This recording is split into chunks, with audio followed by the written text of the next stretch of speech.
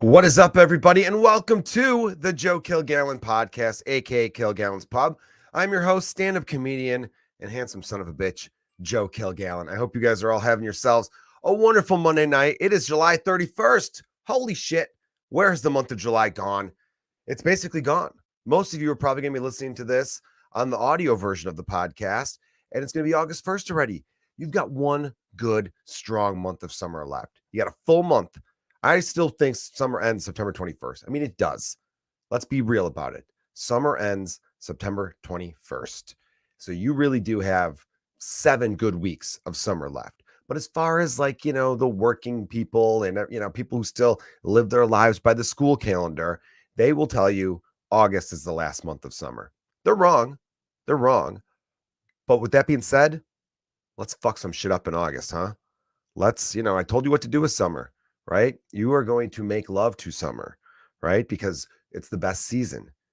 And you're going to do it in a way where summer is looking at you. It's making eye contact. And summer's telling you, hey, shove my face in this pillow and do me like you know how. And that's how we're going to approach August, everybody. August starts tomorrow. You got yourself 30 days. 30 days to get your fuck on. 30 days to just live free, baby. Live free, but do not die hard. We're gonna survive August. We're gonna have a great time. All right. Like most podcasts, I like to start off with a little bit of gratitude. So a big shout out to all the Patreon subscribers. You guys are fantastic. Thank you for all the support. Early last week, I dropped a Patreon bonus episode and apologize to all listeners, not just Patreon subscribers, but I got to apologize to everybody. I did drop a bonus episode from a couple years ago that was Patreon only. Look, it had been on the Patreon for a couple years. So my diehard Patreon subscribers, I hope you don't mind that I chose that one to share with everybody. But I lost my voice. And my voice still isn't 100% back. I still have a little bit of a rasp to it. It's a little, get a little coffee with it, Not coffee, the drink, but like coughing. And, but I'm nearly back. I'm 90% back. You know what I mean? So I decided to go live today to say what's up to everyone. Hello, Chad McDaniel. I see you in the chat. So yeah, I didn't do an episode last week because the voice was just shot. And the real motherfucker of it is this. And look, it's a good problem to have. I'm a stand-up comedian and I was busy, but I also lost my voice. So I can't I remember running into some people and they're like, dude, why don't you just take the night off, take the weekend off, get your voice right, and you'll be ready to go again. And it's like, listen, if I cancel on the shows, I don't get paid. That's the thing with stand-up comedians. We can't call in sick to our job. We call in sick, then someone else is going to fill in and they're going to get the money. There's no sick days. So I'm like, you're losing a bunch of money when you do that. That's why comedians get each other sick constantly. We're coughing into the same microphone as everyone else. I did my best to try to keep my distance, though I do have respect for my coworkers. But right away, I'm like, the money's tight right now as it is. I'm not calling sick. And I'm glad I didn't because the shows were awesome. Despite my voice being kind of fucked up, it kind of worked for me. You ever had it where you have like a bad cold and then you have to sing, but then your voice kind of sounds sexy? I think I sounded kind of sexy, guys. I was sexy and funny all into one, and the audience didn't know how to handle it. I got dicks erect and chicks wet. You know what I'm saying? All sides were into it. They liked what I was throwing at them, and I was happy to deliver the heat. You know what I mean? I'm bringing the fastball with speed. I had some cut on my fastball. I was running a 2-seamer inside on them and a 4-seamer breaking away a little bit. Kind of had some tailing action, which was nice because, you got to work both sides of the plate, inside and outside corner. Don't forget that. That's also true with sex. You got to work the inside and the outside. All right, enough of that talk. Today's a sad day for a lot of us who grew up in, late 80s, early 90s, early to mid 90s, I want to say. The actor Paul Reubens, better known as Pee Wee Herman, died. It was announced that he died today. He was 7 years old. Excuse me. And that was the first thing that shocked me. I'm like, Pee Wee Herman was 70? Excuse me. Let me take a sip of my Budweiser beer here. I'm like, Pee Wee Herman was 70 years old? Damn. I didn't think he was that old. He didn't look that old. So that means he was like in his 40s when I was watching him as the host of a kids' television show, basically, right? So I was like, all right, that kind of threw me off a little bit there. And then I realized, I'm like, wait a minute. The whole time I was watching Pee Wee Herman was older than my dad? Because if my dad was still alive, he'd be turning 69 this year. Nice. but he's not. So that's not nice. Now I'm sad again. But Pee Wee Herman's 70. I didn't know Pee Wee Herman was older than my father. That just seems so weird to me. So we didn't get how he died. Oh, cancer. I believe he died of cancer. There was a lot of celebrity deaths today. Let's focus on Pee Wee, and I'll mention the other two I saw. Pee Wee Herman was a big part of a lot of kids' childhoods. A lot of people from the ages of, I'd say, 35 to 45. That was probably the sweet spot of people who really loved him. Maybe go even low. Maybe we go 32 to 50. I don't know what the whole range was. I know he took off in popularity. When I was like 6, everybody was getting the Pee Wee Herman doll and all the other Pee Wee Herman. They had this talking chair. The bike was impossible to get. You had to be one hell of a rich kid to get that bike. And the movie came out. The movie was called Pee Wee's Big Adventure. Now, I think that came out in 1985. I'm not sure the exact year, but look at the poster here. I got the poster dug up for you. The plot of the movie is someone steals his bike, and it's the greatest bike you've ever seen in your entire life. It has all the cool stuff you have. So he goes on a hunt to get his bike back. And at that time in America, bikes were stolen constantly, and the police could do nothing for you. They'd just be like, well, it's gone. What the hell are we going to do? Investigate? We don't give a shit. That's what it really was like. I had about 3 or 4 bikes stolen in my life. Everyone was stealing bikes back then. I don't know if that's still a thing today. Perhaps it is. I'm a grown man. I don't ride a bike, so I don't know. But it's definitely, that plot hit hard for all of us. Everyone could relate to it. And then, and it was just a fun movie. There was just like cool scenes, cool shit in it. It was funny. It had some heart to it. And he was just a silly guy aimed at kids. But he also had jokes that adults liked. I remember he had an HBO special that came out before. See, I think Pee Wee's Big Adventure did come out like before I was born, or maybe the year I was born, so I didn't see it right away. Let's see, Pee Wee Herman, Pee Wee's Big Adventure. I'm going to look it up real fast, everybody, because I want to know the exact year. It was 1985, like I said. So I probably saw it like on VHS a few years later when I was like 4 or 5 years old, I imagine. But I know it was still a big show up until 1990. The Pee Wee Herman show ran from the original release was in 1981. Yeah, 42 years ago. In 2010, they did a stage show revival. That's pretty cool. But yeah, how long did it run for? It just says it started in 1981. Well, when did it end? Oh, here we go. Pee Wee's Playhouse was the name of the show. And that ran from 86 to 1991. Okay, cool. So yeah, I was like 6, 7 years old when I was watching. No, 5 or 6. Anyway, it's weird. You get to a certain age in your life and it feels like every few months, someone who you grew up with, whether it's a musician or a professional athlete or any kind of celebrity, dies. And it's just a reminder.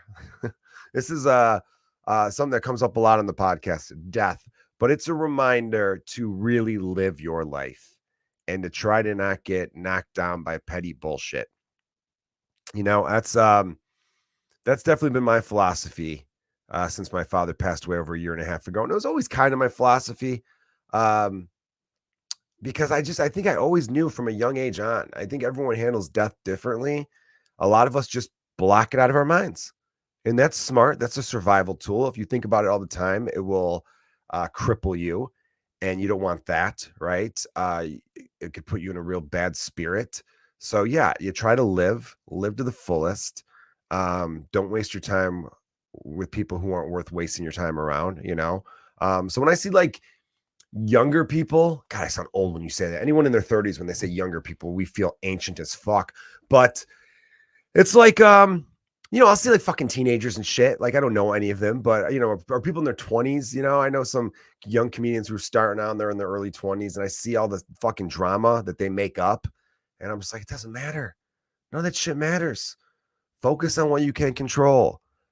Just think about the grand scheme of things. Like you only get one life. That's it. Be a good person, because when you do good shit happens back to you. That I 100% believe in. Does bad shit happen to good people? All the fucking time. Of course it does. But it's how you respond to that. Do you get back to, being good again and good shit coming back your way? You know what I mean? I feel like I'm doing like philosophy for dummies right now because I'm a dummy and I'm explaining philosophy to people. But that's just the way I see it. You hit a part in your life, where all of a sudden it's like, oh, that guy died. This guy died. Fuck. So yeah, R.I.P. Pee Wee Herman. He was also great in the movie Blow with Johnny Depp. Couple other, he had like a little resurgence there in the 2000, 2001, 2002, where he was in a few movies there and got great reviews in all of them. He did get in trouble. This was in the early 90s. I don't have the articles in front of me. I didn't really look that up, but I remember he got in trouble for jerking off in a movie theater, which, I mean, who amongst us has not, right? Who are we to judge? Like, we all haven't gotten, hand deep into ourselves in a movie theater. You know who I'm talking about. I'm talking about you listening right now. Yeah. You didn't think I knew? I fucking know. Heard all about it. Heard all about what you did over at the AMC. Oh, it wasn't AMC? Yeah, I fooled you. Yeah. I just got you to admit it. That's what you do. You went and you jerked off at a Pixar movie. I know you did, you son of a bitch. I fucking knew it was you. God damn it. No, I'm messing around, Abby, or am I? But yes, Pee Wee Herman was in an adult theater where people they give themselves a wink. They give themselves a how you do. They give themselves a hey, it's just me and you tonight. And you shouldn't do that in public. That was bad, especially when you're the host of a children's show. He thought he could get away with it. He had said that his dong was never out. And when people were saying that was not true. And the reason he didn't go to court over it is because it would have been a long, big media thing. And it would have been. So he just took the fine. It was like an indecent exposure misdemeanor fine of like $75. And so I think that's probably the smart move on his part. And he followed it up with, he had a good sense of humor, but I remember him going on the MTV Music Video Awards, and he came out and everyone's standing up cheering because it was like his first big appearance since he got caught, pleasuring himself in a movie theater. And there's a sentence. And he just looked at everyone with that Pee-wee smile and said, "So, heard any good jokes lately?" And everyone just erupted. And that's the thing too. If you get in trouble with certain things, obviously big things, it's like, yeah, you're fucked, man. But certain things, if you lean into it and embrace it and own it, you could get back on the mends with society a bit quicker. All right. So another sad news, this actor, let me get his name right. Angus Cloud, who I know from the show Euphoria. Euphoria is a crazy show. I've never seen Euphoria. Check it out if you have HBO, or it's just called Max now. Fuck it. The show's on HBO, but it's HBO Max. Now it's just Max. Twitter's now X. I don't know why these brands are switching off of what they're so recognized for. It's crazy. He died age 25. Given what everyone's saying, suicide is pretty clear, because even his own mother made a statement about how he was open with his mental health and all that kind of stuff. So it was either drugs or suicide. Apparently his father passed away a week ago. Both of his parents are from Ireland. He grew up in Oakland, California, but he played Fez, that was the character's name, a drug dealer on the show Euphoria, which is a crazy show. It's an insane show about these high school kids in somewhere in California, I think, where they're all just mentally fucked up. Half of them are drug addicts. Half of them are having all the sex. They're violent. They're crazy. They're just, it's entertaining. It's one of those shows where you're like, I can't wait to see the next episode, but I don't even know if I'm enjoying myself, but I have to see this through now. There is a wild amount of nudity on the show Euphoria, like a wild amount. A lot of dongs even. And then I found out later that most of them were prosthetic dongs. So that's what's happening in Hollywood right now. If I could take a time out from all the RIPs I'm about to do on this episode in regards to both Angus Cloud and Pee Wee Herman, HBO is like, look at us, we're progressive. Women are always naked on camera. We're going to do naked men. We're going to have some male nudity, some dudity. And the problem with that is you can't cast people where you go, hey, you have to be naked in this audition because we got to see what your dong looks like. I don't think you're allowed to do that. I can't, because I imagine if you don't get the part, you could have some sort of court case saying they think I have a weird looking penis, which is why I didn't get cast in this role, I think. And so that's why there's so many prosthetics being used, because a lot of these actors are just like, we could fake show it, but I'm not going to actually show it. Or maybe the casting directors get a good look and they're like, you know what, we like your acting, but we're not going to embarrass you like this. We're not going to put that on display. Or flip it, because everyone always assumes it's super small for some of these dudes. Maybe they whip it out and they're like, all right, that's just ridiculous what you're packing, and it'll be way too distracting and you'll never be taken serious. There's already one John Hamm in this world, so we're going to give you a fake one that's of average length and girth, so that we could get back to production. So maybe they're doing that, but I do find it funny that they're like, oh, look how progressive we're being. We're showing male nudity, but it's not actual legit male nudity, because all the guys are like, no, we're not going to be actually naked. Some of them I think are, but I think most of them are, especially the ones with like speaking parts. They're like, no, we're not going to do that, because they can't do that. They can't, and it's totally up to them. So it is an unfair advantage, because with women, they could see through the shirt, or not like through the shirt, but you could tell when the woman walks in, when that, what's her name?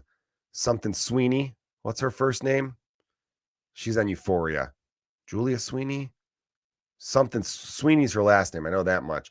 But she's got a shelf on her chest. You know what I mean? You could, good God, they are, she's got some back pain. No doubt back pain. When she lays down, she's blocking sun. You know what I mean? She's casting shadows with those suckers. They are quite large. And so, when she walks in on the audition, you're like, okay, this is perfect, because we're looking for a bombshell, and she's packing some sweater meat, so they know right away. But if you're casting a role where they're like, we need a dude to be swinging some swing shong, they can't be like, hey, drop some trowel. Let's see it. Take it out right now. Because then you're like, you audition 30 people at least, and you're only picking one. So now you're getting 30 dongs just flapping in the wind. I just don't think it's just different. Some female listeners might be like, that doesn't seem fair. They know if we're rocking big boobs, you guys, who knows what you're hiding under those pants? But that's just the way it goes. Some shit just is not fair. Different doesn't always mean bad, right? Everyone's got their different things. So that's the show Euphoria. His character on the show, kind of like just lovable, though. He's like one of the only characters that you don't hate. And get this, he's a freaking drug dealer, but you don't hate him because everyone else is so fucked up in the head and they do all these horrible things to each other. He legit takes care of his adopted brother, looks out for Rue, even though he used to deal drugs. He kind of stopped with that. Tells some of the rich kid pretty boys, like, hey, you keep fucking with my friends, I'm gonna fuck you up. He did all that. So he was like that character on the show Euphoria. But in real life, he was having some problems. I saw him in an Adidas commercial not that long ago. I don't know. I remember reading about how he had some drug stuff or whatever. That show's done 2 seasons, and the last episode was a real cliffhanger of like where that show's going to go next. And since then, I think a couple cast members like we're done with the show. So who knows? I don't know if that show's even going to come back.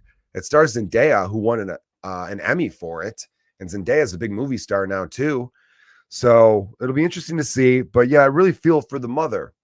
This guy's poor mother, Mrs. Cloud. I mentioned his parents were from Ireland. I feel like Irish women really just, they go through a lot of grief there. And, I don't know, a lot of heartache. So she buries her husband and her son within a week of each other. Brutal. Absolutely fucking brutal, man. But yeah, take care of yourselves out there. If you got a friend who's got mental health issues, do not be afraid to let them know. Go get some help. I used to joke about how the fact that that's a thing we always hear. Whenever a celebrity dies or anyone knows anyone who dies via suicide, the first thing people say is, hey, check in on your friends. You got to check in on them. But then say you're just one of those dudes, you're just sitting on the couch watching reruns of Seinfeld, having yourself a wonderful Saturday afternoon. You got a big bowl of Fruit Loops in your lap. All of a sudden you get some text messages from people going, hey, I'm just checking in on you. How are you doing? Are you good? It's been a while. I hope everything's well. And remember, you always have me to talk to. And you're just like, what the fuck is this about? What a weird text to get from somebody. And then later you put you start to put the dots together here.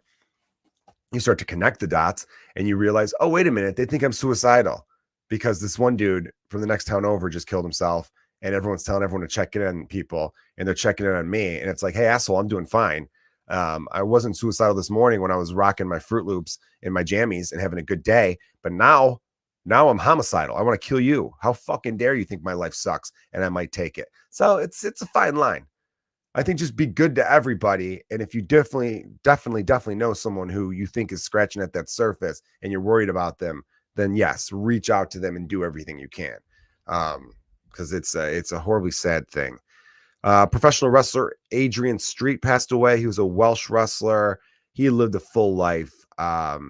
So I know I got a lot of wrestling fan friends out there and wrestling fans who listen to this podcast. I know that guy was quite the entertainer. So let him rest in power. Let them all rest in power. I like that term, rest in power.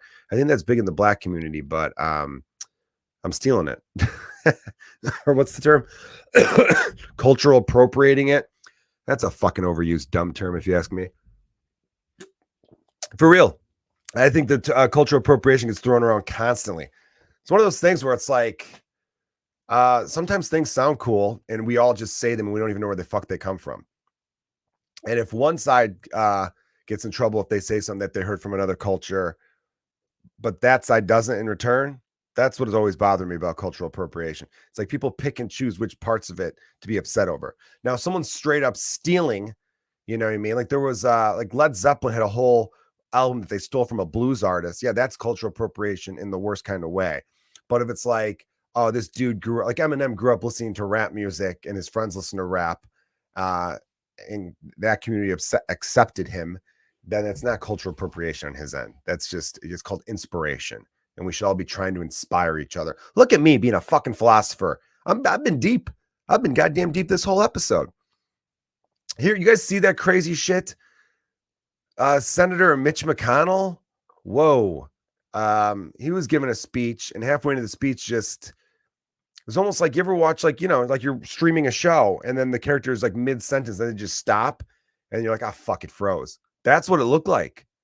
That's exactly what it looked like. I didn't see the caption. I saw some people sharing a video or two and I'm kind of like, all right, what did this dope say? And then I heard it and I'm like, oh, he didn't say anything good because he stopped talking. I thought my phone was messed up when I was watching on my phone. I'm like, something's off here. There's a glitch. There's a glitch in the matrix. And you know what? Biden's had a few of these too.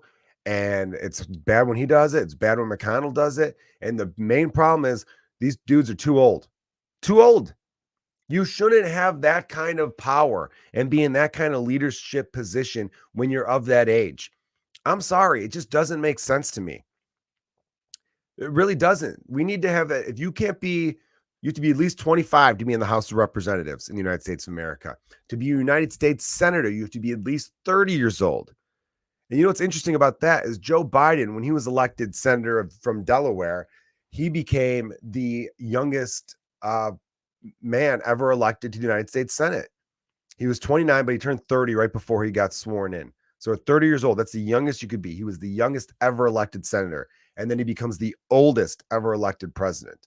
It's kind of crazy. Like he's the answer to 2 trivia questions. So, and then you have to be 35 years old to be president. We need a cap on this though. I don't think you should be in your 80s or even in your 70s. What's the sweet spot? I think it should be like 35 to 60. And then once you're older than 60, you're out. You can't run. Maybe 35 to 65, you could say. I don't know. I'm almost thinking 35 is too young. Maybe 40 to 60. There's got to be. You can't be in your late 70s. And I know I say that, and then it's unfair because there are some people in their 70s who really have it together. You know, I've met an 80, 81. Harrison Ford's 80. Actually, he doesn't have it together. What I'm talking about, he's crashing planes constantly. But there are some people who are old, and you're like, yeah, I trust them in a leadership position. So you don't want to be ageist, but it's also like, no. There really needs to be a sweet spot for leadership in this country in which like we trust you to get things done. Because Biden's too old, McConnell's too old, Trump is too old. These people are all in their late 70s. Like Biden just turned 80. McConnell's probably like 82. He looks like a turtle. I don't know what's going on with his face, but like, and you should have to be a certain look. You have to be looking good. You can't be ugly. We don't need ugly leaders because it demoralizes the general public.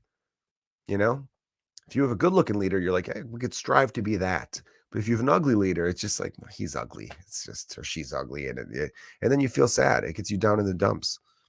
That happens too. So I don't know what the age sweet spot would be. But then it gets to a point too where it's like, if you're 77, why are you running for office? Do you really think you're the best thing for the future? You're connected to the problems of the everyday person, of this everyday citizen. You know what's best.